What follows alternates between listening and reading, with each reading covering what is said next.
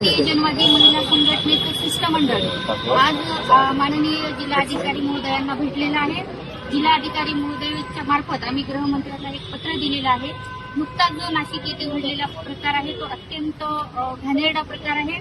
जो नाशिक येथील ज्योतिषी स्वतःला म्हणून घेणारे अशोक खरात जे आहेत त्यांनी महिलांचं शोषण केलेलं आहे.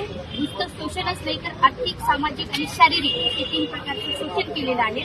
त्याचा आम्ही निषेध करत असताना राज्याच्या गृहमंत्री साहेबांना आम्ही सांगू इच्छितो की महाराष्ट्रभर असे स्वतःला विद्वान म्हणून घेणारे ज्योतिषी या ठिकाणी महाराष्ट्रभर पसरलेले आहेत. त्याची या महाराष्ट्राची चौकशी करून हे जे जादूटोणा विरोधी कायदा 2013चा जो कायदा आहे त्याची कडक अंमलबजावणी करावी.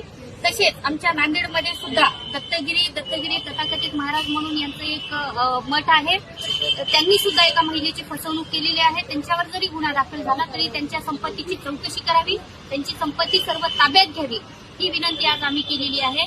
राज्याच्या गृहमंत्र्याला आणि नांदेड जिल्ह्याच्या आदरणीय जिल्हाधिकारी महोदयांना आमची विनंती आहे. आपण नुसते जिल्हाधिकारी नसून दंडाधिकारी आहेत.